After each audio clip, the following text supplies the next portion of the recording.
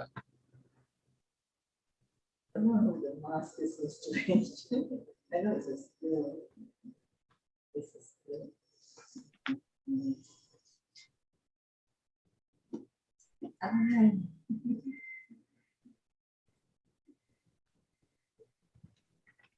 My Facebook friend. So for those of you, when you want to share the YouTube link with others, here is it. Did not here.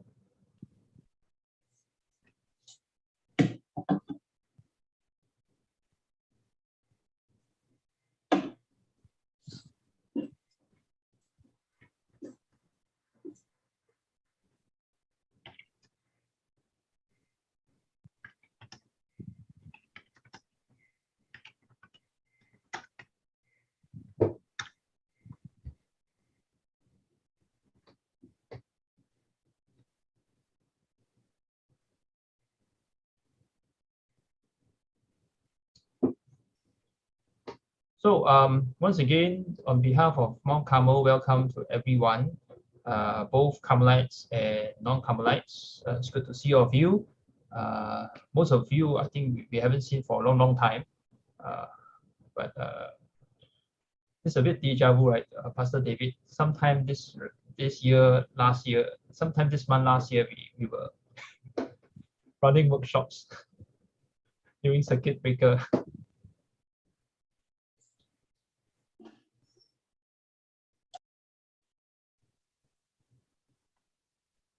So Stella, once you hit what 8:05, you should start maybe. Okay. Okay, Rachel is coming in. Are you doing the opening prayer? I'll do opening prayer. Okay. Okay. Once again, welcome everyone to Mount Carmel's talk on who needs art. Basically, just a reflection of arts and faith. And we are glad that today we have 4 Carmelites to share with us their artistry, and we are blessed that we have an occasion. We have a visual artist and painter now, and we have an actor and also a writer. That's Lim Shi. Painter is Natasha. You can see her paintings right behind her, and you can commission her later on if you want to. And of course, we got a musician, Matthew. We've seen him actually in so many different ways. And last but not least is Pastor David Wong, who is the author, preacher, lyricist, and so on. Now, but of course, Stella later on, who is moderating, will have a lot to share and to introduce them. So I'll pass the time to her. And as I mentioned, we will be live casting out. In fact, you have seen the YouTube. So if you do not want your face to be seen, feel free to just switch off your video. So now let me just pray, and then we open and I pass the time to Stella. Dear Heavenly Father, we thank you for today that we can be here to celebrate the artistry of fellow Carmelites, to celebrate the good gifts that you have given them. We talk about art and faith because we want our art to draw you closer, draw us closer to you. So as we celebrate this, there's one thing that we will pray for, that we ask that at the end of this journey, we will be even more thankful for the artistry you've given us, whether it's our own art or other people's arts, and you encourage us in our journey and in our discipleship. So we commit ourselves into your hands in Jesus' name. Amen. So over to you, Stella.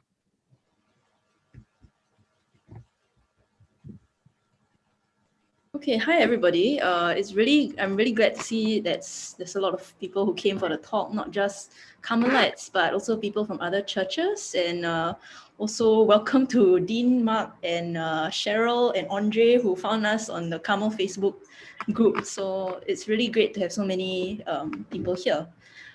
So I'm Stella. I'll be moderating the talk today. And then, of course, we have our 4 panelists, Pastor David, Shi, Natasha, and Matthew, whom we have chosen because they represent a range of generations as well as genders. And as it happens, also a range of how long you've been in Carmel. So maybe I'll just ask the 4 of them to quickly introduce yourselves for, Natasha, since you've got the slides, do you want to go first? All right, sure. Thanks, Stella. So, hello, everybody, and thank you for coming to this talk. I'm Natasha. I'm in my final year of university, and I do visual arts. As you can kind of see, this is just some of the stuff that I've done traditionally with watercolor and Copic markers. And I can just like pull up a slide and just show you guys real quick, just a little bit of like what I can do. Let me just see if I can share screen. Okay. Yeah, so this is just some of the stuff that I've done in watercolor, which I only picked up like about a week ago, which is why, like Park was said just now, I'm a visual artist and now a painter. And I also do work in color pencils, and the one behind me was in Copic markers, which is like a type of art markers. And then this was in digital. This was a commission piece, and this is just something that I did, a kind of like fantasy piece. So that's about it. And I guess in terms of how long I've been at Carmel, I went to the Sunday school for a while and youth as a child, and then I just fell away from organized religion for a while until I found personal faith in Jesus Christ as my Lord and Savior in the year that I was 19. So that was in 2019, and so here I am. Yeah, it's just a bit about myself. Okay, thanks a lot, Natasha. I don't know if, Shu, do you want to go next? You're next to her on my screen. Sure. Hi, everyone. My name is Shi, and my art form, well, right now I'm working as an actress, mainly for screen. In fact, only for screen and sometimes commercials. I write sometimes, but not as much. So right now my art form is acting, and I've been I was baptized as an infant in Carmel, and then I went to Sunday school and youth in Carmel, but then after that I went overseas.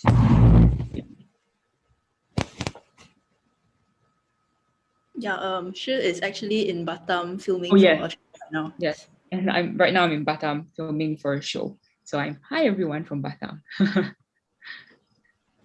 Okay, Pastor David. Well, I'm Pastor David. I came to Mount Carmel a long time ago, grew up in Mount Carmel, met my wife in Mount Carmel, and pastored the church for some 20 years before God sent me abroad to serve for a while. We came back to Singapore. Now we are worshiping in Mount Carmel. I would describe myself as a wordsmith. I play with words. I write books. I write lyrics for musicals. I don't write music. I write only the lyrics. So my art form is basically working with words. Yeah, so Pastor David, can you share about the different kinds of books that you've written? I have about 20 over titles. I've lost count of how many titles there are, but I think there are about 20. I've written novels, including one that won the first prize for a competition by Reader's Digest in the US. I've written devotional books. Most of my books are written for ordinary Christians, even though some of the books are maybe more for those who are theologically inclined. But I have steered away from the heavier stuff or the theological stuff and writing more for the popular audience or the ordinary Christians. So my most recent book is a book on silence, which was very appropriate last year when we had the circuit breaker, the lockdown, and everything became quiet and silent. And my next book is coming out. I just completed the first draft, and God willing to be ready by Christmas. And I'll leave you to guess what it is, but what follows after silence now? So it's another set of devotions, 42 devotions on that topic in the Bible. Okay, thanks, Pastor David. Fun fact, his books are available in NLB. I've borrowed one of them. Oh, you can't see it. I borrowed one of them here. Okay, last but not least, Matthew. Hi everyone. I was a professional musician since I was 19, so it's been 8. You are a bit soft. Oh, okay. Yeah. Testing. Yeah, that's better. That's much better. Aha. Okay, sorry. Yes, I have been doing music professionally for about 18 years now, and I do performance, live events, I organize bands for different events, and I do a bit of music production. For example, the backing tracks that people sing to for online church services now. In fact, I've been doing it for a couple of churches ever since COVID hit, KKMC included. So Andre and Cheryl would know my work, and also I teach privately and worship teams and just training for different church music, sort of. Yeah. So basically, a lot of live music and studio work. Okay. Thank you. Okay, thanks a lot, Matthew. So, yeah, thanks all of you for sharing, and it's pretty clear that you all have very, very extensive experience in your respective fields. I guess now we can talk about the first question, which is about how your faith affects your art. Do you find that there are certain things that you do differently, perhaps compared to a non-Christian person in your respective fields of art?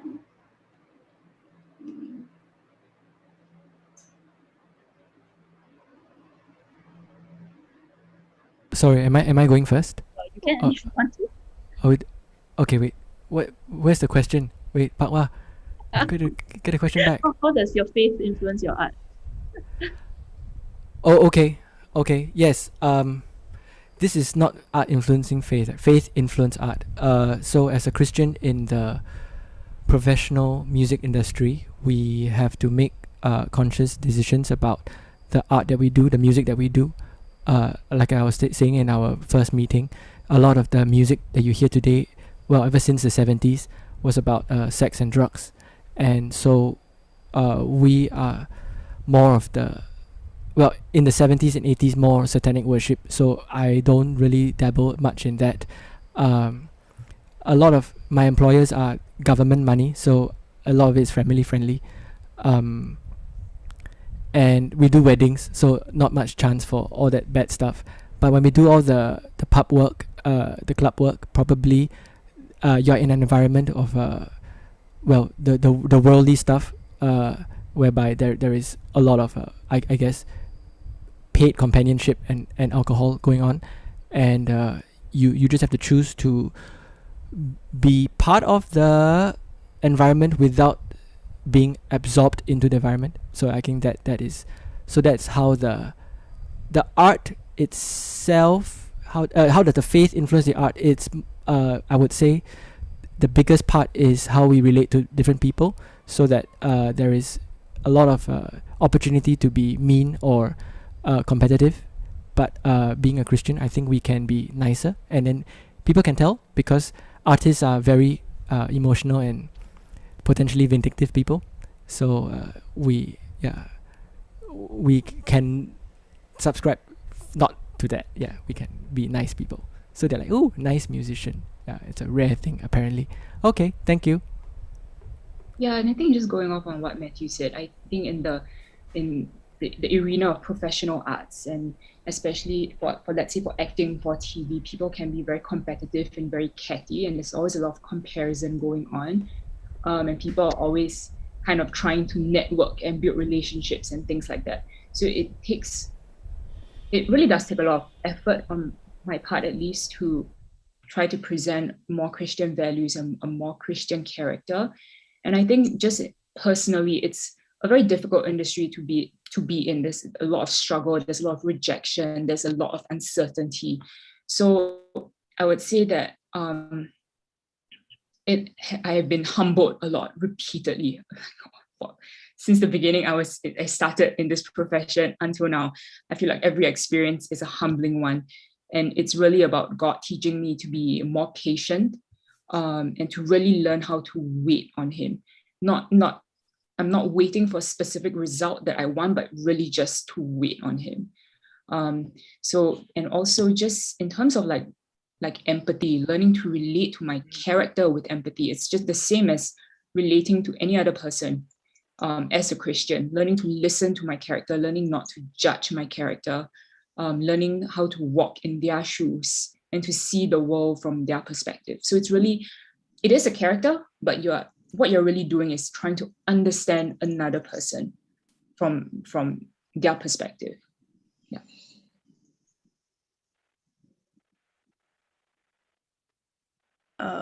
Pastor David or Natasha, do you have thoughts to share? Yeah, I think my situation is slightly different. I don't have an issue with what I write because I basically write Christian stuff for Christians. Even though I have a number of books written especially for non-Christians.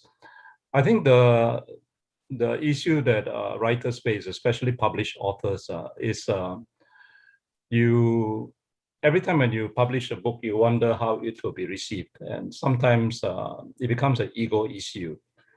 What if a book is not well received or it's not received up to your expectation? So, for example, when I go to a church to preach and a book table is set up, and there's always this question of whether people will buy the books now. And I have to consciously tell myself, I'm there to preach, I'm not there to sell books. So one of the things I do is I always ask either the pastor or the worship leader to make the announcement. And I said, no, I've just come to preach. I'm not come here to do a commercial. So can you please be the one to tell people about the book table and my book? I don't want to talk about my book myself. So that is the issue that I would face as a Christian author. I think what's really interesting so far is that the three of you who have shared are talking about things that are very relatable to anybody, regardless of whether we're artists. It's about like treating people around you respectfully, even in a competitive environment, or like reacting to the character you're playing with empathy. And for Pastor David, resisting the urge to try and sell your own books. Maybe I can ask, what about now? Let's go specifically into art-related concerns. Perhaps, do you have any times where, I don't know, are there certain things that you would not do, or that in terms of portraying your art, or that you would do differently from the way that other people do it? I think I can start with that, especially since I haven't gone yet. So yeah, I guess to mention that I do visual art, and I think just because of the nature of the work that I do, and also of what I noticed from a lot of freelance artists, I spend a lot of my time actually trying to promote myself on online platforms. And I really think that that is where a lot of attention is focused as far as visual art is concerned. I guess, the public image is that, okay, maybe you like paint some like watercolor sceneries, or you have a canvas and you have an acrylic painting and you just sell that. But I think increasingly the kind of spheres that I've been involved in and that I see gaining a lot of traction in YouTube is really just online communities of artists. And a lot of it is going on to technology. And you have these communities on Discord, which is kind of like a social messaging app where you can have channels for chats and things like that, where artists would just form their kind of own servers. And then you just have a lot of people coming on here and sharing their art, receiving advice and trying to get jobs from professionals. And a lot of it is geared towards, like, for example, game studios, for instance, or web comics. And so that is the kind of art that I do on top of traditional art. And then, like, I guess one of the challenges that I do find is just that it's quite difficult to really kind of like, I guess, own your identity as a Christian, just because in those spheres, like, they tend to lean very left, and just any expression of some kind of like religious affiliation is usually met with a lot of disdain. And you also get a lot of, I would say, people with more progressive viewpoints. And a lot of digital artists I know, they would make these things called pride badges. So pride referring to this sort of celebration of LGBTQ identity, and it's related to things like pride rallies. Pink Dot is kind of an example of that, where they will make things in the sort of like LGBTQ colors, or they will make illustrations for tarot cards, for divination, for instance. And myself and some other Christian artist friends have just said, no, we're not going to do that. Even if you pay us a large sum of money, it's something that would go against my conscience, because I think I was discussing this with some Christian friends, and we do agree that this is really participating it is in a way helping to support just, I think, beliefs that go strongly against what we want to proclaim, right? The worship of like the one true only God, and really participating in, I guess the language would be a bit harsh, but like idolatry and in a sense like the worship of like evil spirits and like demons in a way. And then we've had people say, oh, you know, this is just art, you know, you can just divorce your own beliefs from it. But I feel personally, at least when it comes to visual art, I'm sure the other panelists can elaborate on their own situations later, that ultimately it really comes down to like your art in some ways is going to be an expression of what you believe and your relationship to God and his creation. Because at least for visual art, when you paint rocks and when you paint trees and when you just draw influences from like nature and the created world around you, that in a way is drawing inspiration from like from God's own creation. And just I think when you try to like, at least for me, when I try to walk in the spirit and just like I want my art to reflect a certain faithfulness in what I choose to depict. And I think that has personally informed my own subject matter. And the type of art that I try to do is things that I see as celebrating creation, or in some cases I have like more overtly Christian art. I have this piece that is like myself covered in mud walking towards Jesus standing in a river. Maybe I can show you guys later. To really reflect my relationship to God, and to just say, and to just ask myself, you know, what do I want people to see and know about my creator through what I'm doing, knowing, you know, the old adage that like you are the only Bible that some people will ever read. And in some cases, I have found that my art has been one of the ways in which some of my non-Christian friends would ever touch upon Christian content. And so that is one aspect that I think propels my art. The other is being conscious of what my art represents. I think this is something that I'm quite aware of because a lot of it is on social media platforms, and like I mentioned, a lot of my audiences are like pro-LGBT. So there was an instance where someone who identified as a lesbian was looking to commission a piece for her girlfriend's birthday of herself in an intimate pose with her girlfriend, and she initially asked to commission me, and after finding out that I was a Christian, she withdrew the offer. And it's just something that I was thinking about, is it something that I should have taken or not? And I was just discussing this with Christian friends I perceive to be more mature than myself, and one of them mentioned, oh, you choosing to draw them would implicitly represent your celebration of such an ideal. And I am also aware that a lot of artists, at least the ones I see in the digital art community, use their art as a platform for their own views. And for me, I think just going off of, I believe it was First Corinthians 13 about conscience, you know, and about like, you know, eating with like non-believers and so on, where it's ultimately about, yeah, you can eat at like anything, you know, because your conscience isn't affected by the other person's conscience, but you have to be aware that you're not stumbling another. And I realized that in some cases, I think especially people who are really looking for ammunition against Christianity will try to take that and be like, oh, this Christian artist is okay with being an ally for the LGBTQ community, and why can't the rest of you be the same? And so that's something that I'm aware of when I do my art, at least. But I realize that the situations could be different for different art forms and for different Christians. So, you know, I'll be happy to hear what my other panelists have on the issue. And but I'm just speaking for my own personal experiences. I think for me, actually, one of my friends, she did ask me recently, you know, sure, what if, like, just going off on Natasha bringing up the LGBTQ community, like, you know, sure, what if someone wants you to play a lesbian? And I was like, will I or will I not? And for me, I do think drama is a different art form from the visual arts, because you are telling a story. It's less the artist's representation or perspective of the world, but it is a story. And for me, the conclusion that I came to is, yes, I will, because I want to tell the story of real life people. Christians aren't the only people in the world. And, you know, everyone has their flaws and their sins and whatnot. And I think to not tell the story of a person with same-sex attraction, I think that is not doing them justice. I mean, of course, it also depends on what the ultimate story is, what the context is, and all of that. But I think I wouldn't say no to it just because, yeah, it's a person's story. It happens in real life. And I think as an actor, I'm telling the stories of real people.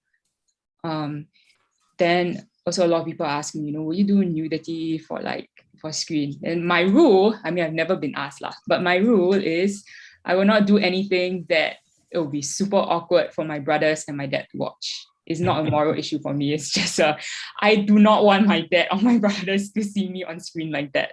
Yeah, so that's my rule.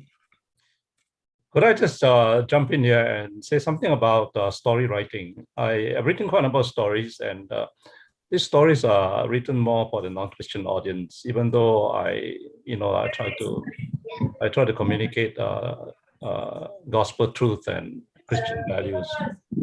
But when you write a story, you have to make your characters real, which means that they may do certain things which are not in line with Christian truths or Christian values.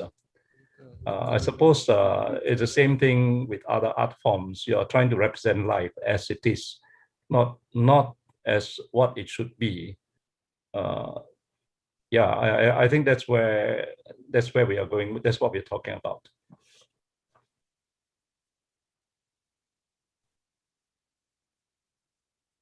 Yeah, I think it's always about representing life as authentically as possible and not trying to paint like an overly Christian picture, because if it's not authentic, people are not going to relate to it. And if people are not going to relate to it, then your art really has no power. Your art will have no impact, because ultimately it needs to speak into people's lives. I'm just wondering, do you think there is a difference between, because what Natasha was saying is that I get the sense people do pride badges or tarot cards by themselves, like it wasn't a commission kind of work, but it just they were commissioned in some cases. Okay, in some cases. Okay, so maybe is there a difference between maybe putting out art either on commission or by yourself versus trying to tell a story when you have control over that story? Are we talking about two different kinds of things between like Natasha and Shi and Pastor David?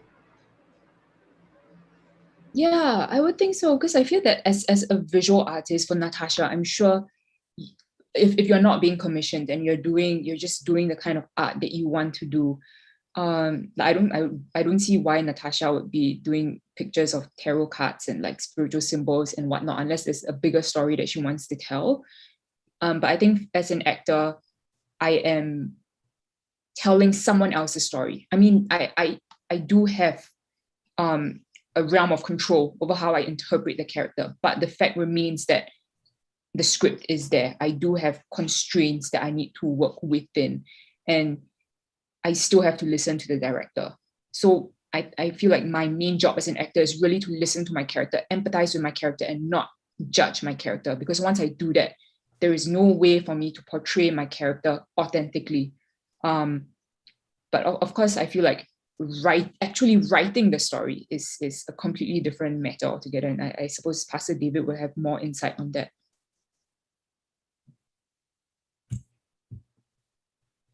Yeah, I think we are, the problem with writing for a Christian audience is that the Christian audience expect you to go along a certain line. That there are certain expectations. My own belief is that we should portray life as it is, but there must also be life as it should be. Sometime somewhere along the line towards the end. No, I like to think of life as a story, and for the believer in Jesus, it's a story with a good ending. It may not end well in this life, but no matter what happens in this life, I mean, it will end well when this life is over. No, so that's our hope in the gospel, in the truth of the gospel. I remember one time when I got very interested in secular music, especially the music of Simon Garfunkel, or even the music of Andrew Lloyd Webber and the lyrics of Tim Rice. I mean, these are the people I grew up with. I mean, they don't always portray life with Christian values now. Like if you look at the lyrics of Simon Garfunkel, there's a lot of theme of sex outside of marriage. There was a time when they were very anti-Vietnam War. I mean, I do not always agree with the lyrics, but I enjoy the songs because I believe that they portray life as it is. Because the unfortunate thing is, because they are not believers, they cannot portray life as we would see it from God's perspective. And this is where I think I appreciate non-Christian music that convey both Christian values, and to some extent, they may not convey Christian truth, but they point us to the Christian truth. No? So in a recent book by Dr. Robert Solomon, he quoted a song by Bette Midler, From a Distance. No? And he used a song to point us to the fact that our God is not a God who kind of looks at us from a distance and detach himself from us. So I think even though art form in the secular world, or art form written for the secular world, or done for the secular world, may not contain Christian truth, but they can point us and point people to the Christian truth.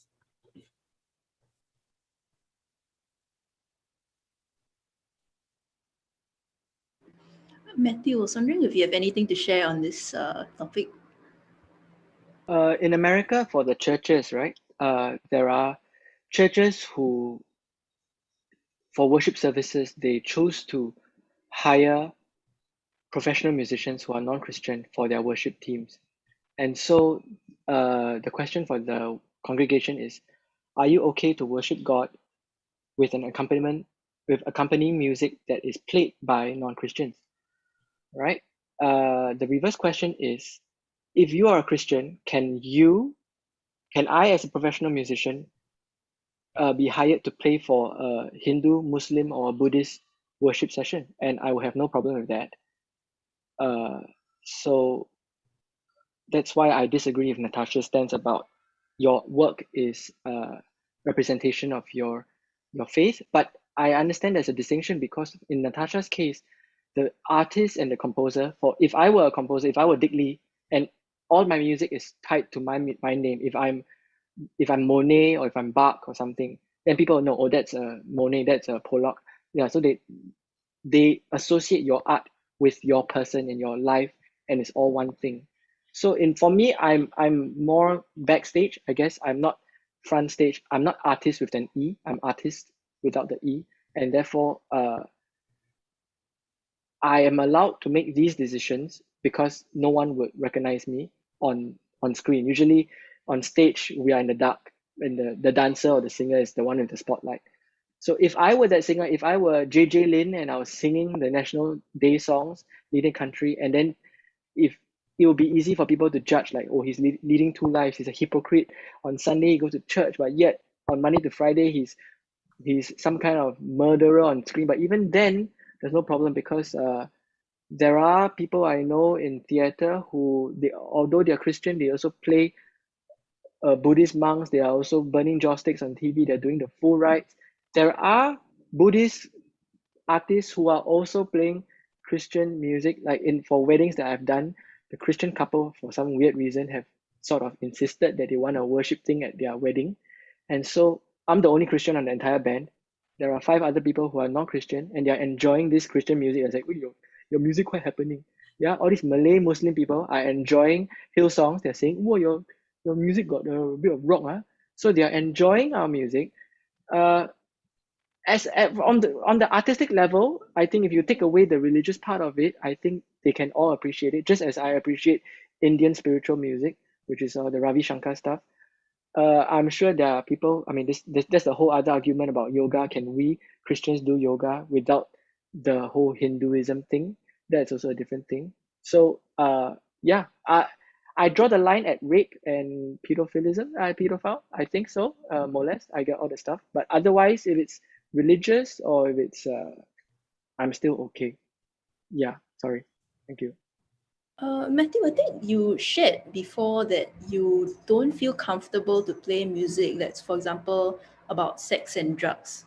So, but you feel that it's okay to say perform at, I don't know, Hindu worship places or whatever. Is that where you But draw? it's not okay. I'm not going to search up for. I'm going to go and take out an ad and on Carousel and say, hi, musician for hire for Indian, yeah, Hinduism or Muslim. Yeah, I'm just saying, if the couple are saying, hey, so sorry, we have friends traveling from India who are here. Can you just play this song for my in-laws? I'm married. Yeah, just we will do it. It's fine. Yes, I won't go and look for these things. Like I won't go and play for a strip show or some kind of, yes. If it happens, it's here. Yeah, but it's work. Some people say it's selling out. They're doing it for the money. But if you're not hurting anybody, you'll know at the time whether what choice to make. I think it was more of like, is there a difference to you versus in choosing the kind of music that you play versus choosing the kind of events that you play at?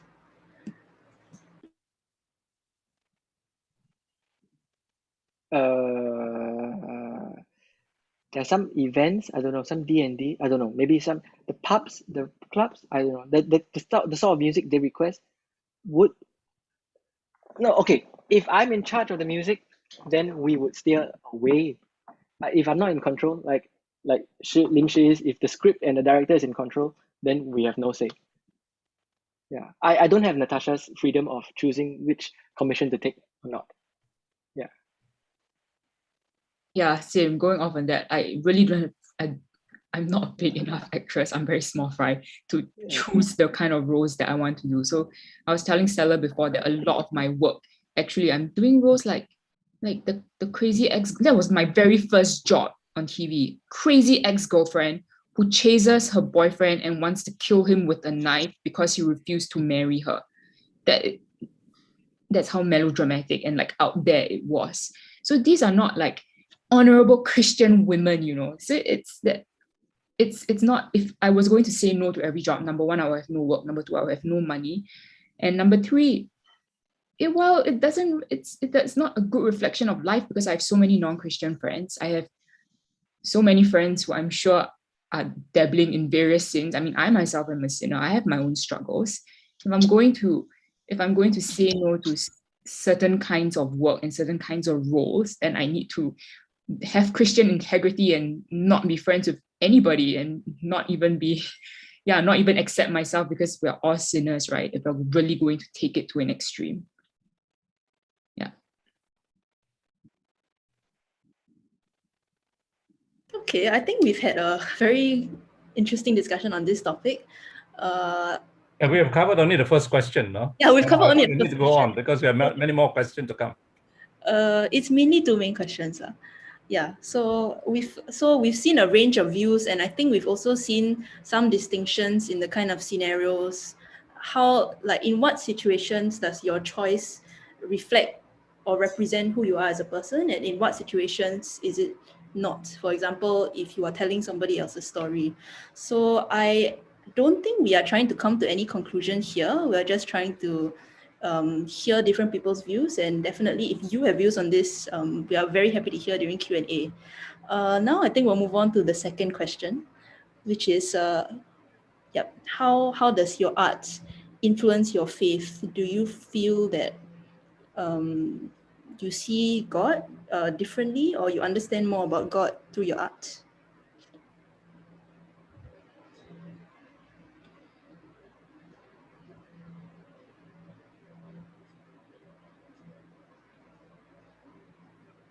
Well, let me begin. I have always been grateful to my primary school teacher for teaching me to love reading. I was in primary 5 and primary 6 under the same form teacher, and she really got us into reading.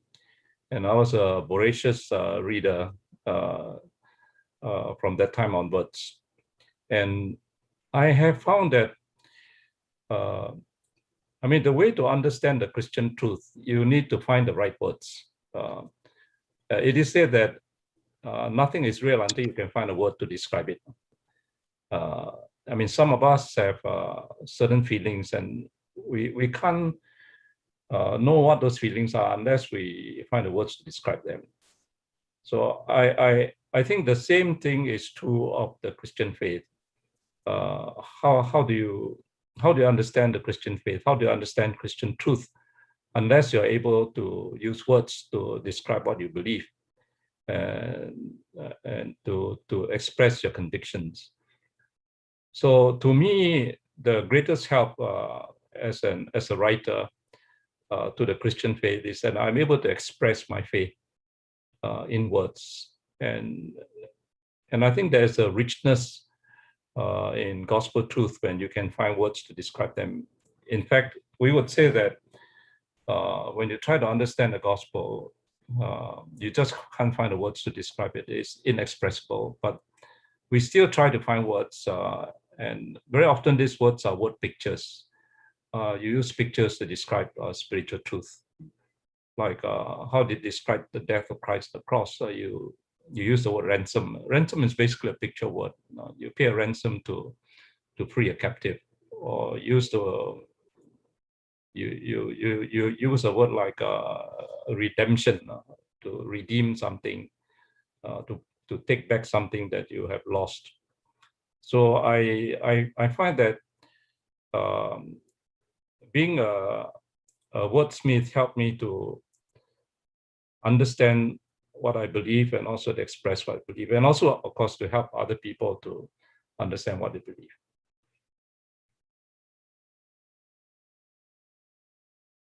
I guess I can go next. I think being an actor has really, just as much as I learn to listen to my characters, it also helps me learn to listen to people.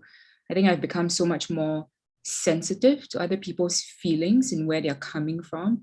I mean, I still struggle with listening. I still struggle with being a good friend and a good person and all of that. But I do notice that after acting, I try to like pull myself back and to really listen to what a person is saying and to try to understand where they're coming from and to hear the feelings and the position behind their words. So just a more emotionally sensitive and empathic person, and also just working as an actress in the Singaporean industry. It's tough, but I've also learned values like teamwork.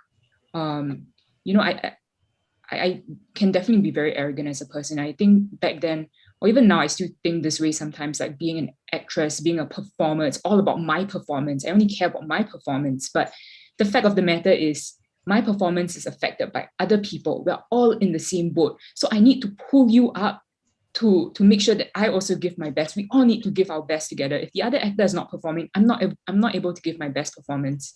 If I'm not performing, the other person cannot perform well either. If someone in the crew is sick, everything goes down, so that it's really teamwork, and we all have to pull each other up. We all have to work together. So yeah, teamwork and just learning how to be more considerate of others, because sometimes I get really early call times, like something ridiculous, like 4:30, 5 a.m. And I will get I'm not a morning person, so I will get like very annoyed. I have to wake up so early. I don't have all these internal complaints. I'm working so hard. I have to go to set so early. But then that's when I remind myself, if I have to be there at 5 a.m., that means the makeup artist is there even earlier than me, 4 a.m., 4:30 a.m. Other people are there earlier than I am. It's not just about me alone. It has taught me to remember other people, to be more considerate of other people. Yeah. Yeah, I think just really bouncing off of like Shia's point, right? I guess sort of like the conventional understanding of visual art is that it's something that you just kind of do in a studio by yourself. But I realized that I think through the journey, right, because I am also a student at the same time as I produce my own works, and I've done like art classes in university and in other school settings. And I think it was really through those instances that I see how God has blessed me with people alongside me to help me realize like where I can afford to grow, and at the same time just really showing me that kind of gentleness that I realized that I haven't been showing myself and that I really often don't show other people. And when I just think about sort of the art that I'm really able to produce now, I realize that I'm really standing on the shoulders of giants in a sense of my college art teacher and just my classmates, you know. And in college art classes, there's this kind of like discrepancy of levels because they have pitched at like a wide people with a wide range of abilities. So you have some people who come in and they're drawing like stickmen at the beginning of the class, but by the end of 13 weeks, they are drawing like a full-fledged like human figure, right? And that is a huge improvement regardless of their technical skill. And so, yeah, at the same time as I really just see my art teachers, just seeing, you know, like she's a non-Christian, but I just find myself thinking it's like, yeah, you know, I'm just like learning a lot from her, and it's just made me think that in the gentleness that she shows to students and the way that she's able to really give positive feedback to each and every person, regardless of which stage of artistic progression that they're at. I think it just made me think of like, am I really showing that myself to others around me? Am I showing that to myself? And I think, what does this say of the way in which I put my self-worth, right? Because I think for me, I feel like it's easier to, you know, like withhold encouragement where encouragement is required, or to really turn down your noses at like people who you find like worse than yourself. Or I think even to look down on people who, you know, enjoy drawing different stuff than you do. You know, like the stereotype of, you know, the anime girl fan art, you know, just these people with like hair in different colors and like these like, huge glittering eyes, you know. And I think it's really easy to put that down and to be like, you know, that's not serious art. But then I just think about it and I'm just like, who am I to judge, right? And I think this for me has also fed into like greater gospel lessons of, you know, not just like judging art, but when it comes to the like judging my neighbor, right? It's like, where does this come from? And is this really justified, especially given like my own worthlessness and Christ came and redeemed me?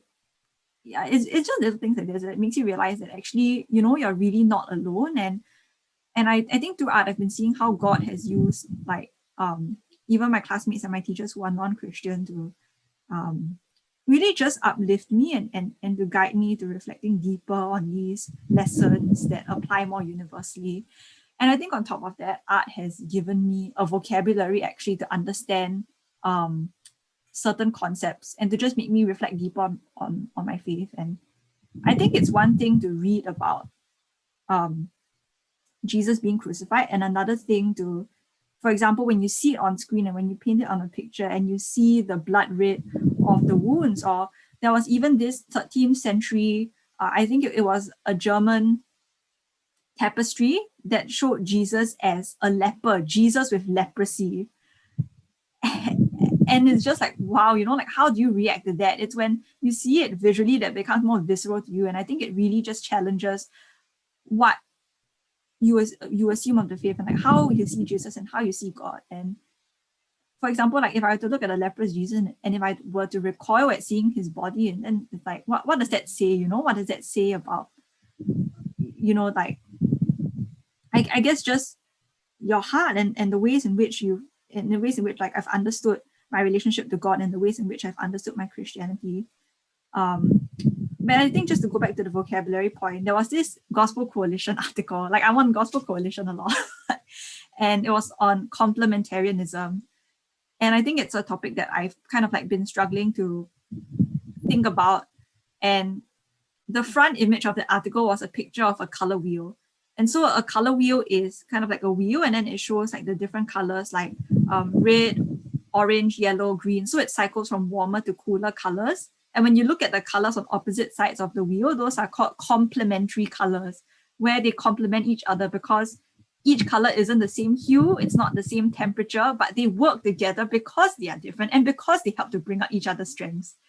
And then I looked at the color wheel and I understood like immediately, and it was so amazing. It was just like, you know, I think just really dealing with that when I do my visual art has really helped that to like stick in my head, and it just made that concept kind of like come alive to me in a sense. So yeah, I really do think that my art has just given me ways of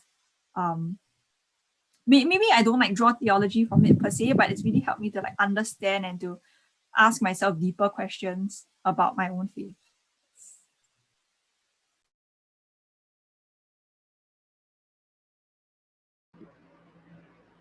Matthew, do you want to share? Oh no, music is a very easy one because music is spiritual. Like music is beautiful. It's easily enjoyed, easily understood if it resonates with you. So when you do music correctly, when regardless of religion, if someone sings very well, you would have a spiritual experience. In this case, if the person happens to be singing something religious, then if you're religiously aligned, then you would resonate religiously. Then you're like, ah, yes. So music, yeah. I guess when I am playing music and it all clicks together, you're in that moment of bliss. You are thanking God, and also it reinforces the creator's existence. Or I guess, yeah. I think my entire band, I think they're all thanking their own gods respectively. Mm. Yeah. Okay, thank you. Could we say that whenever art is beautiful, whether it is visual art or music or acting or writing, when there's beauty in it, we recognize that the beauty comes from God. Just like when there's truth, truth has only one origin, and the origin is in God. All truths come from God, and all beauty comes from God, regardless of the sources and the medium or the media. Yeah, I think we like what Pastor David and Matthew say. We really have to recognize that good art is good art, and good art means it's a true reflection of life. And I think just because we are Christian and we're artists does not mean that we cannot adhere to standards of excellence. And sometimes we really need to produce excellent art, and that's the kind of art that will speak to people. Yeah. I'm gonna go a bit, just try and ask a new question.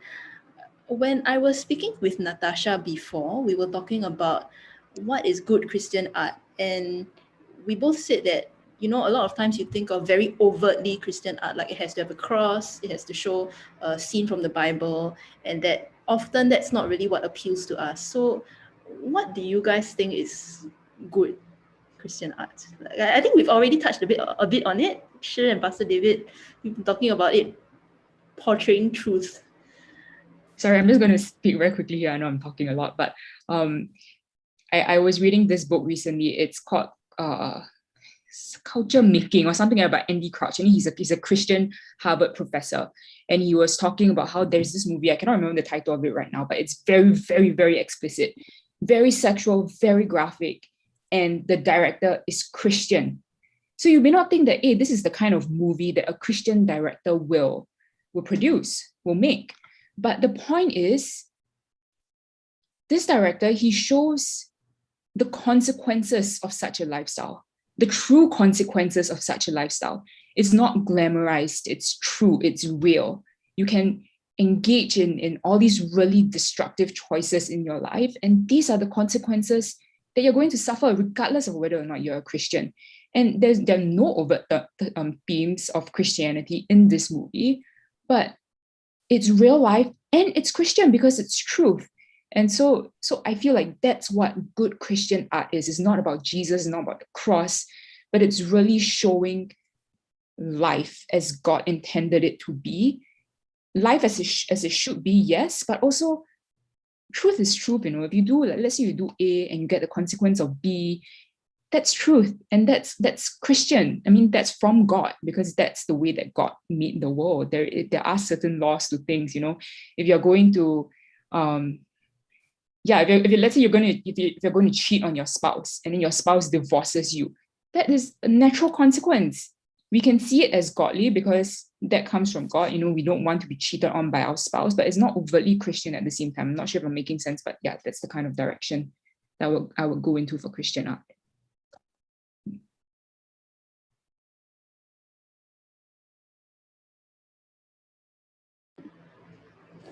No, I totally get where you're coming from. I've also had that experience where I read a book. It was similar to what you described, showing people having affairs left and right. So in that sense, the content was definitely not very Christian, but the outcome was quite realistic, so to say. Yes, realistic outcomes. Yeah. That's the term. Yeah. Okay.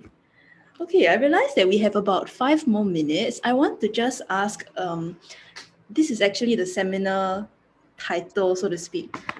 See if you have any views on it, which is, why do we need art? And I'm just thinking both from a secular viewpoint, why does anybody need art? And also perhaps for Christians specifically, do you think there is an additional benefit of arts for Christians?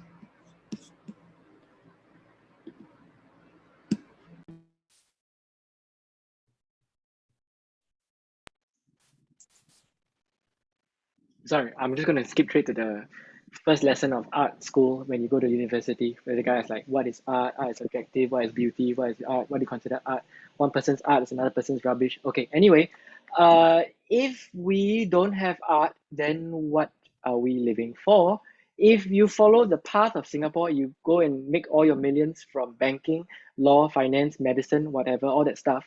And when you finally made your 100 million, first thing you do is you go back home and you will eat a fine meal, you will listen to good music, you go for the concert, you go for an opera, you'll wear nice clothes, you'll watch a nice movie. All these things that you have done after you have made your millions is the art part.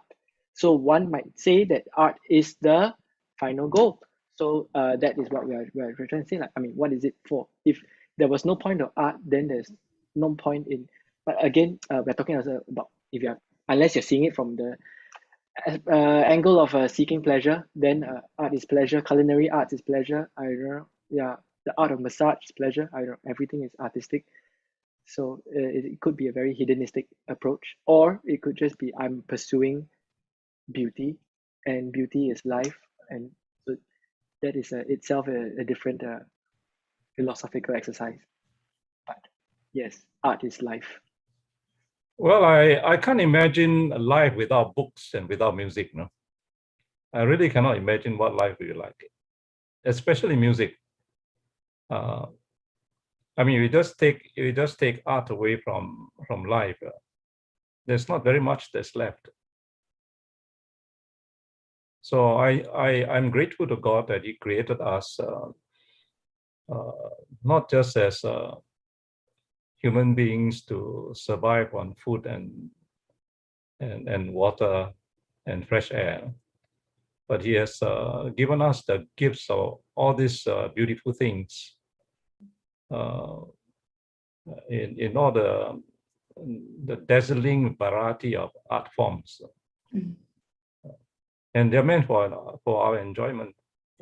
They add to the beauty of life. Yeah, and if we think about it, God is the first artist.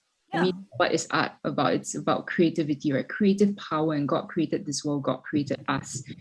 Like Natasha is a visual artist. Every day we have the sunrise and the sunset, two spectacular visual art shows that God paints in the sky for us to see every single day without fail.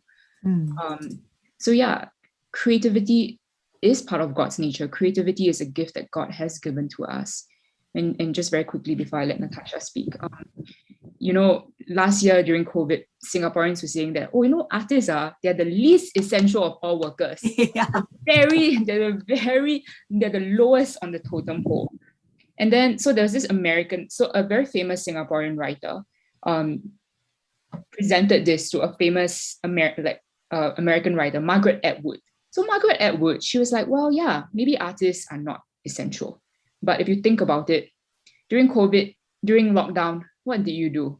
You read your books, you listen to your music, you watch your movies, you watch plays that were streamed online. You tell me whether art is central to your life or not. So that was just like, yeah. So I think we all need to recognize that very important place that art has in our lives. Oh yeah, definitely. Yeah, I really agree with a lot of the things that that my other three panelists have shared, and just and then I guess in the event description there was something about like, I guess in one of the questions is in the poll is like, oh, do you do art or not?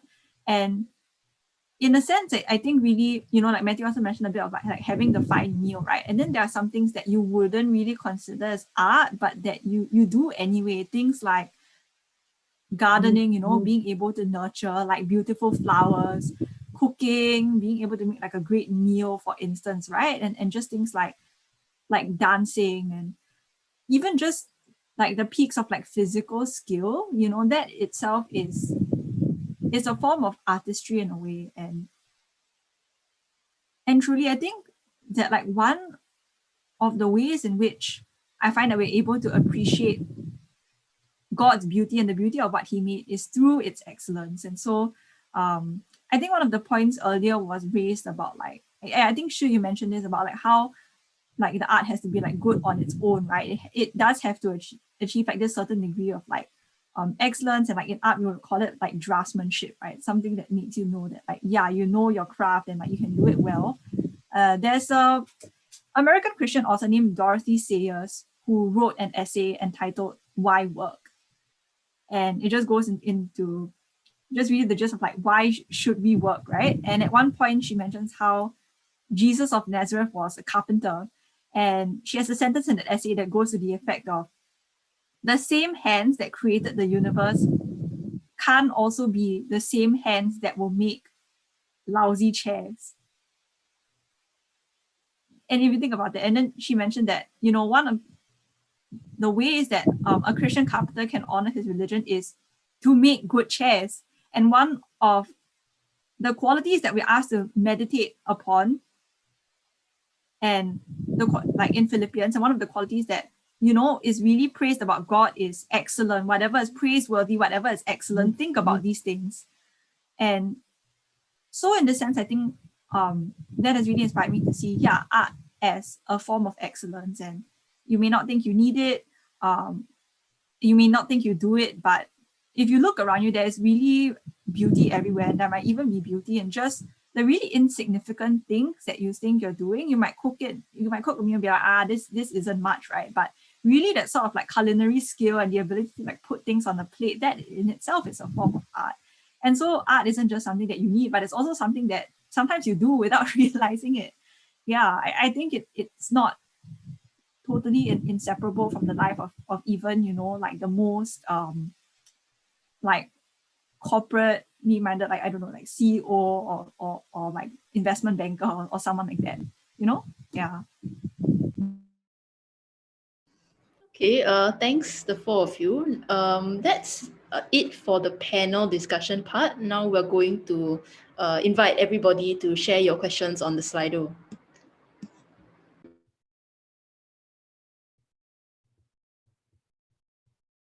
Can we have the QR? Yeah, thanks.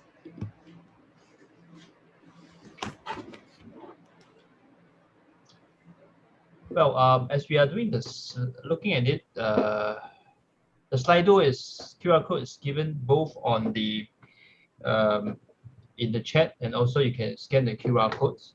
Now, as we do that, also we have actually put together a poll to see who are the artists among us and what kind of artists they are. So we're going to start this poll now. Feel free to choose more than one choice.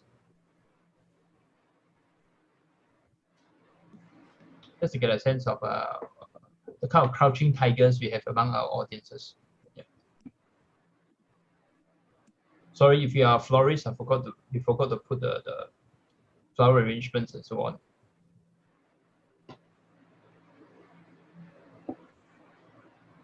So, Culinary arts is not an art. a culinary art too, because thank you. That's why we have panels to make sure. That's the one I enjoy the most currently. Yeah.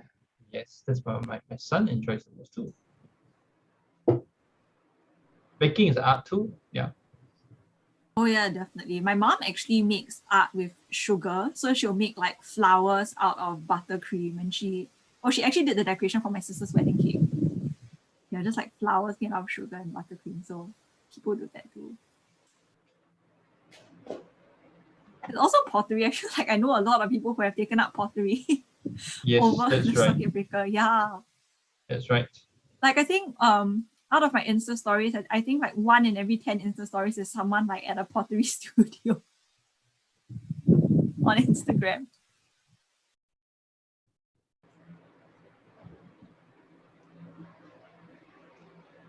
Well, Stella, a quick check. I'm going to stop this. You can access the Slido to look at the questions. Yes.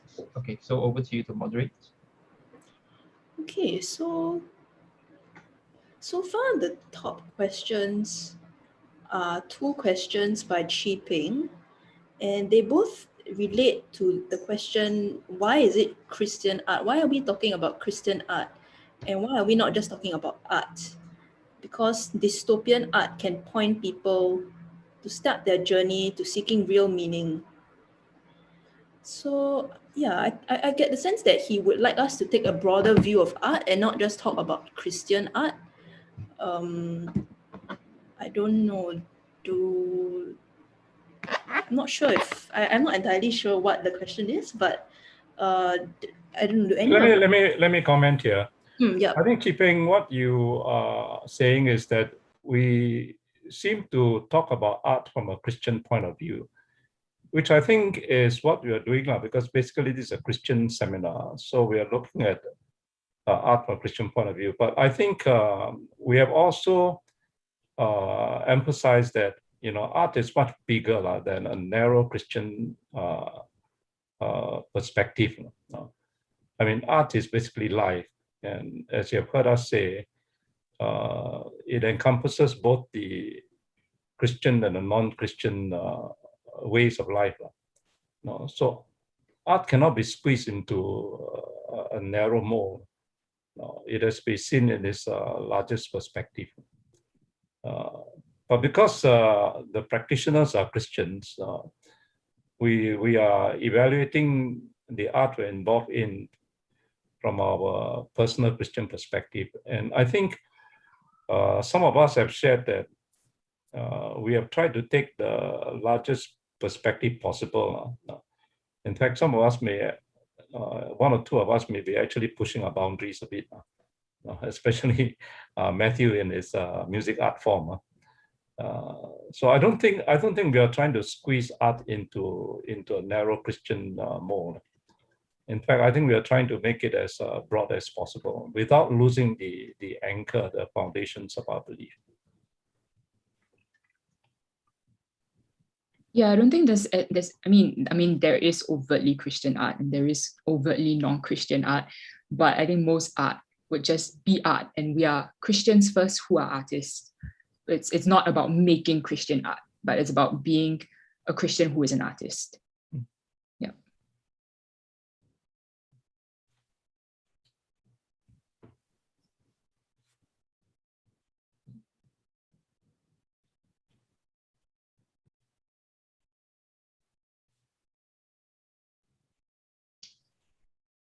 Okay, shall maybe we move on to the next question. Okay, the next question that I see up here is, what does beauty look like in your art? It looks beautiful.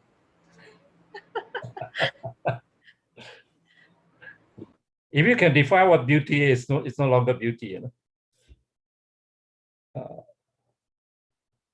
Yeah, or maybe it's something that we know when we see it or feel it. I think in drama, speaking as an actress, beauty is when you can feel that something is real, something is authentic. And as an audience member, as someone who is watching, let's say, a show or an actor, and you relate to how that, you can understand what that person is feeling, you can relate to how that person is feeling, because the emotions that they are showing on their face, in their body, and the words that they are saying, it speaks to an experience that you have had or an emotion that you have had. And you, like, even though you're watching someone on a screen, you become connected to that person, you become connected to that character, and the beauty becomes in that connection. It becomes in that unity of spirits, just because the actor is doing a really good job of portraying authenticity and what is real about their emotion and about their character. Oh yeah, definitely. I think in terms of what Shi mentioned about authenticity as well, I think the art that I found and that has really struck me as beautiful, and this is something that I've heard like other professional artists say, is not something that really tries to, like for example, when you're doing what we call a study in visual art, where it's like you take a picture, let's say of like some grass or some rocks, you know, in a river, and you try to paint it. It's not in reproducing the picture 100%, but it's when you see touches of the artist in it, and you see ways in which the artist has used like his or her own vision to really interpret like what is before them, right? In a way that really just shows like, yeah, not just really like a pleasing arrangement of colors and all that, but it shows this sort of like technique and this sort of playfulness. And in really seeing that come to life, and there's a sort of like liveliness to the art, and you can see that the artist's hand is behind it and changing things so that it's still recognizable as what you know that it's supposed to be. Like if it's stones in a river, like you feel as if you can like step, like as if you can like touch the water with your hands, and the water looks like it's wet, you know, and the stones look like they have like texture on them, but it's not 100% faithful representation of the picture, but rather it is faithful to the intention that the artist like has for it. And I think that just represents a sort of like immersion and this sort of like of this knowledge, this kind of what in visual arts we call draftsmanship, you know, that they've really know a lot about what they're doing and they really enjoy what they're doing, and they're just like putting it all out there like on the paper, and you're really just going and interpreting it, and you can see the artist's hand in it. I think that is beautiful. That is just amazing.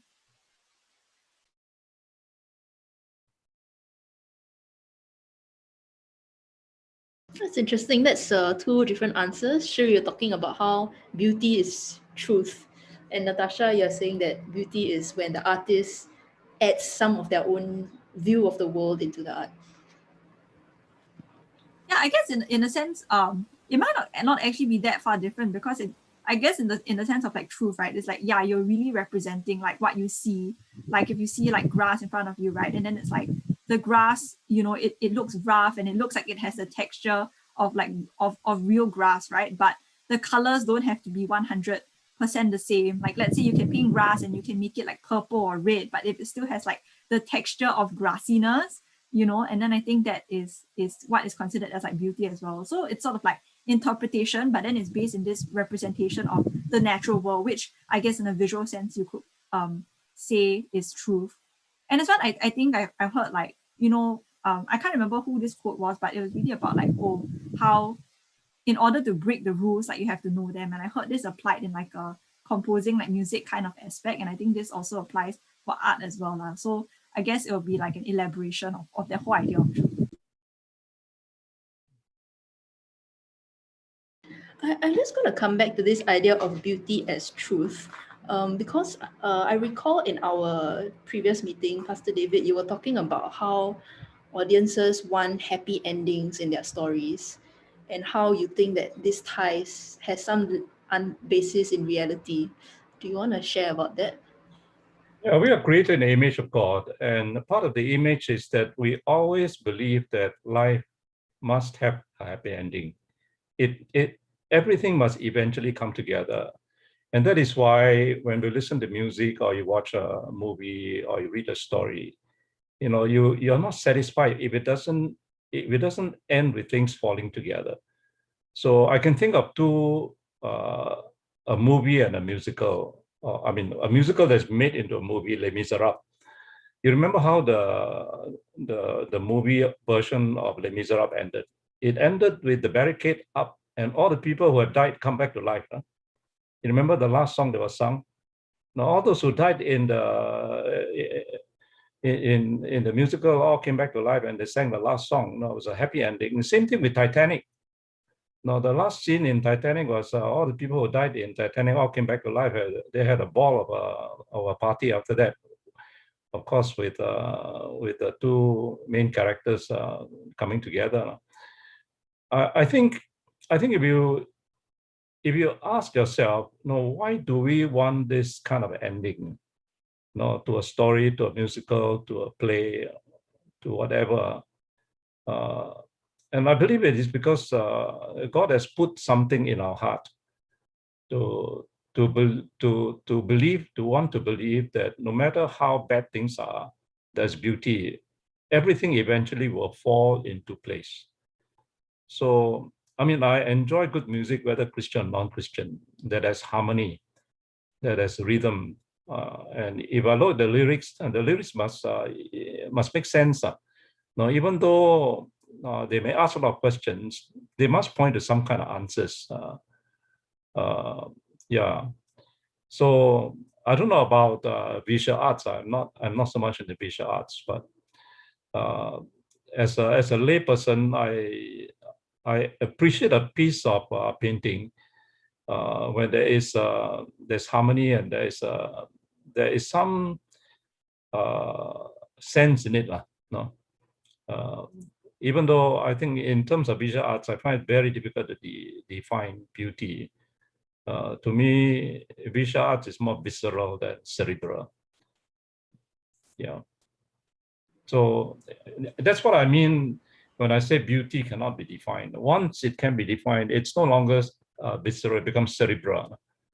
And if you try to define beauty, somewhere along the line, that the definition will break down, because you cannot use the definition for every form of art. There are art forms that just defy any form of definition of what beauty should be. Okay, thanks, Pastor David. I guess I'll have a look at the next question. Okay, this one is pretty practical. Doing and enjoying art seem to be for those who have time or money. How do we make sense of the place of art for people who don't have such resources?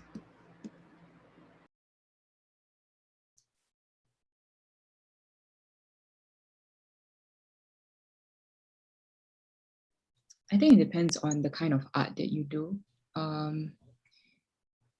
I think I'm very lucky in the sense that I don't have to worry about money. I'm still living with my parents. My dad can't wait to get rid of me. But yeah, sorry, Dad. Still living with him. No need to pay rent, using my dad's car whenever I want. So I don't have to worry about bills in that way. And therefore, I can pursue a career in acting, because let me be honest here, it will not pay any bills for me. I'm very, very lowly paid in Singapore. And it's a struggle even to get work. So if I had to take care of myself, if I had to pay bills, if I had to feed a family, it's just not possible. It's just not possible. Which is why I think a lot of professional artists, they do have other jobs to pay the bills. So I think that's a reality that one has to confront. If you want to be an artist, you also need to pay for life. So you need to be a waiter or whatever other odd jobs that you need to do. I think a lot of actors in Singapore, they do things like being real estate agents, selling insurance, being an influencer, because nowadays you can get a lot of money from that. So I think that's one reality. But also, it also depends on your goal as an artist. I'm sure not everyone wants to be a professional artist. You can have your day job and you can still play music in your spare time, draw in your spare time. It can be an outlet of personal creative self-expression for yourself or for your family or whoever it is that you choose to share your art with. I think there are many different ways of being an artist in life. And just as we said just now, these are only the formal art forms like writing, visual arts, drama, music. There's pottery, there's things like comedy is, I think is an art form. Cooking, culinary arts. You can be creative in any way and form that you choose to be in your life. You don't have to be limited by a formal art form, and you just have to find a way to make it work while paying the bills at the same time. Yeah. I think you can be an artist, you can be realistic, and you can be an artist at the same time. Mm-hmm. Yeah, definitely. And I think in some ways there can be that pressure to monetize your hobby. I think it's a pressure that I have definitely felt sometimes, where there's this need to be like, like if you're good at something, surely you should be making some money out of it, and that doesn't have to be, you know, something that I think everyone who enjoys art has to get into necessarily.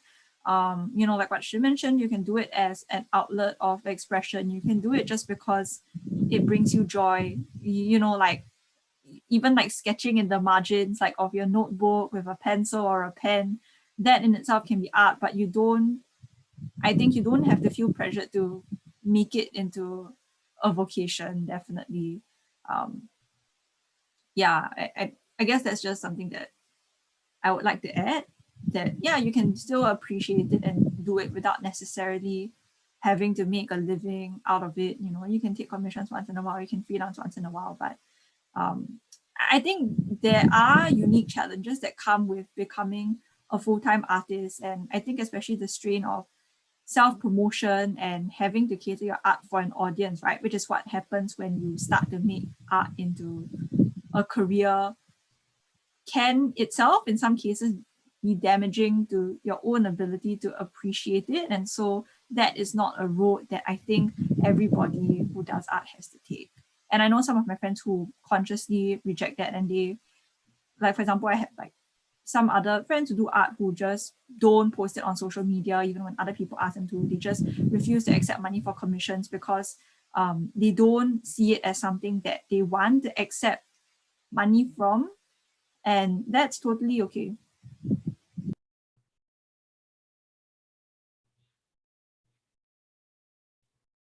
I'm aware we've got about 5 minutes left, so I'm just going to see how many questions that we can answer in the remaining 5 minutes. I'm going to kind of group 3 questions together. There are people asking about specific art forms. So is it right to paint a portrait of Jesus, or to paint a nude painting, or to create a Christian meme? Okay, let me ask the question about portrait of Jesus. You know that in Islam it's forbidden for you to paint the portrait of Muhammad. If you do that, your life is in danger. There are certain segments of the Christian community that would go against it. At one time, I think the Bible Presbyterian Church was very dead against portraying the face of Jesus. I think there's definitely a good reason for it. We don't want to have a face that most probably does not represent the face of Jesus. But it seems that those who did against it are more relaxed, because now we have cartoons, and some say it's okay for children's storybook to portray the face of Jesus. So the question is, if you can portray it in children's storybooks and cartoons, why not in other forms? So I would say that if you belong to a denomination or church tradition that is against it, you should avoid it. But if there's no strong stand in your church tradition against it, I don't think there's anything wrong. But I think if you should ever paint a portrait of Jesus, make sure that it is reverent. In other words, it should not, I mean, unless you are doing a portrait to shock people, it should be as real as you can imagine it to be. That would be my take on this. Let me just chime in a little bit on this. Can you hear me? Well, in the 6th to 8th between 6th to 9th centuries, the church actually debated quite intensely about whether you can paint the portrait of Jesus. Briefly, the concern is that Jesus is divine, you cannot paint God. And in the end, the conclusion, at least on that front, and these are Orthodox Christians, is that actually what you're painting is not the divinity of Christ, but you're painting the person of Jesus. So the pushback actually is that if the person of Jesus cannot be painted, he's not fully human. So to deny that aspect actually is to deny the humanity of Jesus. So it's quite an interesting idea. When I put it up for my church history students to think about, they struggle a lot with it. So I leave it to you also to struggle with this idea. So you heard from the spectrum from Pastor David and myself. Yeah. Any views on Christian, like painting nudes or painting memes? Hi, visual artist. I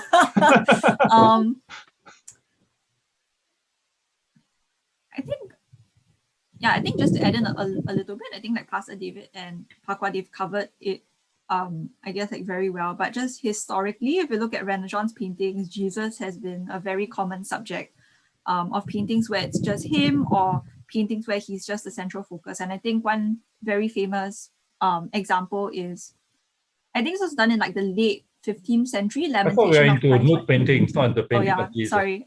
Yeah, Andrea Mantegna. Sorry, that's just to add like a little bit of like the historical footnote. Okay, that's it. I will focus on the nudity. Yeah,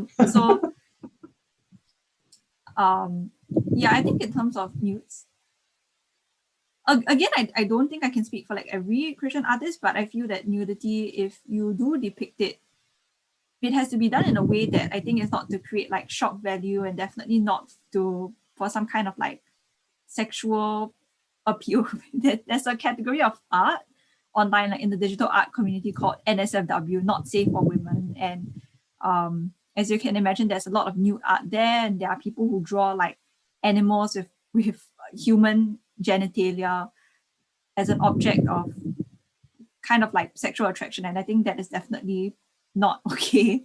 I think it goes without saying. As for nudity myself, I would be okay with depicting it in situations where, I mean, like like we were created like without clothes, and we came into the world naked, and we will come out again naked. And I think nudity inherently itself is not something to be ashamed of. And I think in some cases, like, if you were to depict like a breastfeeding mother, for instance, on and even just like the ancient works of art, and you see sculptures, especially like of the Greek gods by people like Michelangelo, for instance, and there is quite a bit of like nudity there. And even in live drawing classes, the models are nude. The models that we draw are all nude, no clothes at all, and so in itself, I do think that there is some value that can be had of nudity if you think about what are you trying to like show with this, or if it's something that really, I think, speaks to scenes that you would see in real life. And just from a technical viewpoint, nude models are used for artists to really understand like where all the muscles are placed on the body, and it's one of the ways in which you learn about human anatomy the best. So I would say that nudity is something that, it's something that you have to think about, like not in a way to generate like sex appeal or so on, but there's a kind of like a tasteful way to go about it, I would say. Yeah, and in some cases, it can be useful to learning about art in terms of nude models.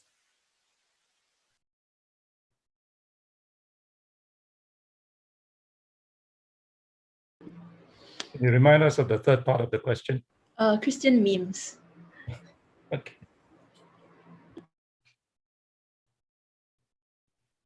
My generation, we don't even understand what a meme is.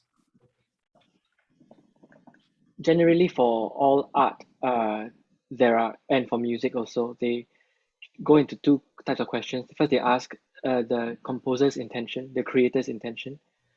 Whether it's a portrait of Jesus or a nude Jesus or whatever, if the intention of the artist was to provoke or offend, then I guess we can not support that. But if other art is if your nude is to celebrate the human form, then it's up to the interpretation of the consumer. So that basically is how I measure how I consume my art. So that stance helps me to navigate about 4 out of 7 of these questions. Like if you go back to the authenticity of art being its value, then the movies that portray the tragedy, they don't speak more powerfully. It's every movie that portrays realism, that you can immerse yourself in, immersion, that you can escape for a while, that you can fully believe it, that itself is good art, whether you're in a Peppa Pig cartoon or whether it's some kind of, the reason why they try to use blood for, if they're trying to film Jesus Christ being hung on the cross, and then they're trying to ask you, by watching it with all the rain and the thunder and the mud and the water and the blood, and the crying and all that. Yeah, they're hoping that you somehow can internalize the same pain and share it. That's what they're trying to do. Otherwise, yeah, that's what. So all these show stories that end sad. Art, music, or rather, happens in music. A lot of it is about a cycle of tension and resolution. So there is no resolution without tension, and otherwise, if the whole thing was just sugar, every day was a sunny day, every day is Sunday, you will not enjoy life. You need the good and the bad, and the good and the bad in the cycle. So if some stories or anything ends on a tragedy or on a tension side, on the tension part, it's fine. You're up there to create your own ending. It's an open-ended conversation. The Matrix invites you to question reality. Is everything made up in our heads? The ending of Inception invites us to discuss, is it really a dream? Did he wake up? All these things are meant to provoke thought. That is, I believe, the intention of the composer, of the creator, and then that helps you to navigate the rest of the art. Hope I managed to help you save 3 questions. Okay, thanks, Matthew. Okay, I'm aware that we are it's already slightly past 9:30. I'm wondering if the panelists, do you have time to stay maybe 5 more minutes, or do you need to leave? I'm I can okay. stay. It's okay? Okay, then I thought we can talk about the last highest rank question, which is tips for artists or painters who want to share the word of God through art or painting. And then we'll close.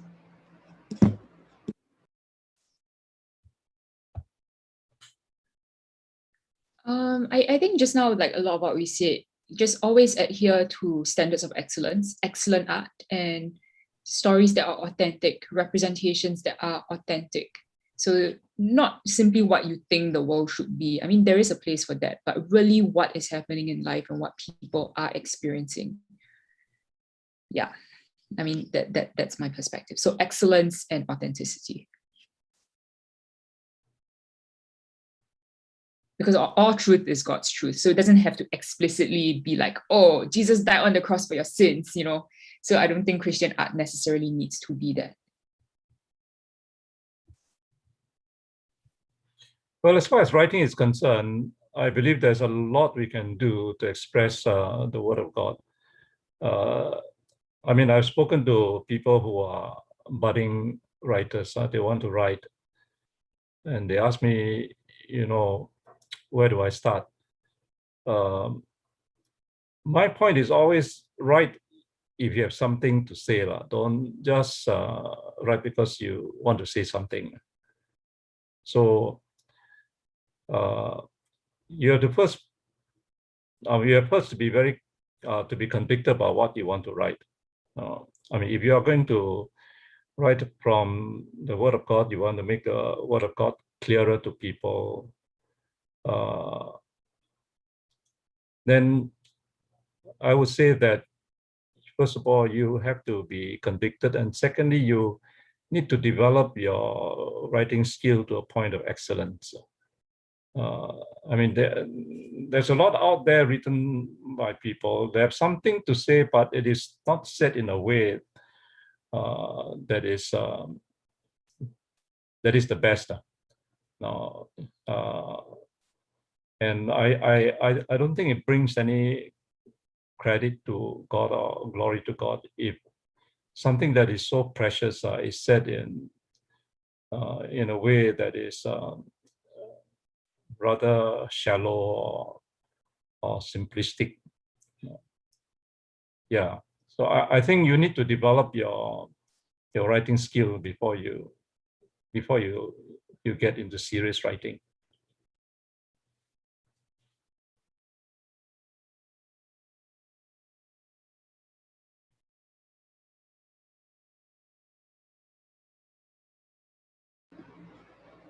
Any thoughts from Matthew or Natasha?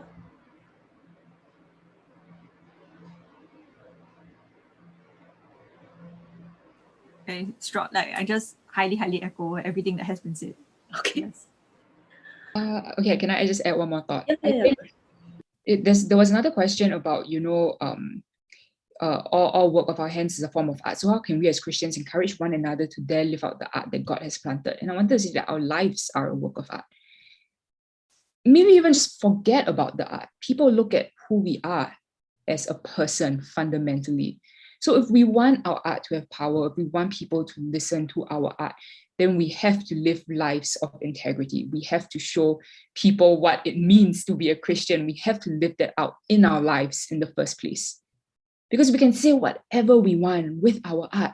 But when people look at our lives, all of that goes out the window. It doesn't matter anymore. Our lives are fundamentally the most important thing and our first and foremost responsibility as Christian and as Christian artists. So if we want to make good art, we also have to be good people. The character matters. That is the foundation of our art. Of course, the standards of excellence, the technique, the skills, all of that are necessary. But first and foremost, who we are as Christians, who we are as people who are disciples of Jesus Christ.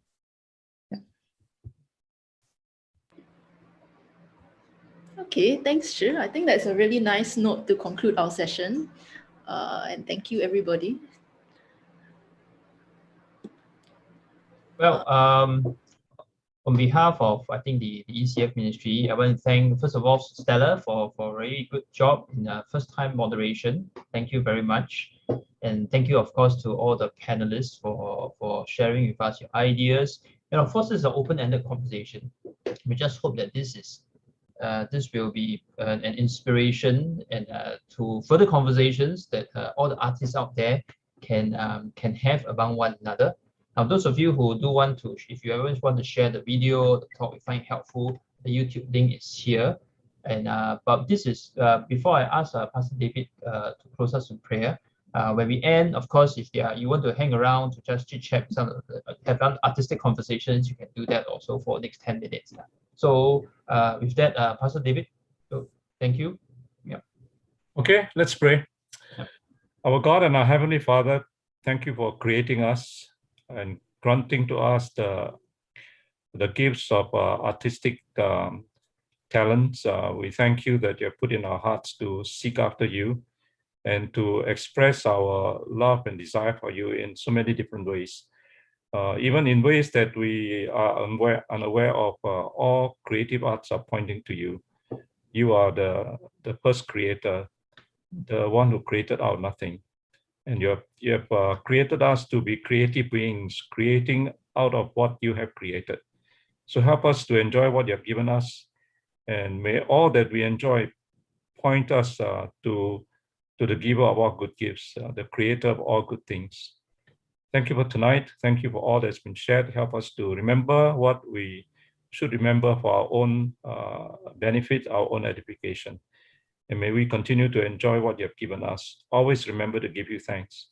In Jesus' name, amen. Amen. Thank you all, and have a good weekend. And yeah, if you want to just have some informal chit chat, feel free to stay back for a while. Yeah. Thanks, Stella. Very well compared. Thanks all the panel. Thank you. Thank you for listening in. Thank you. Thank you.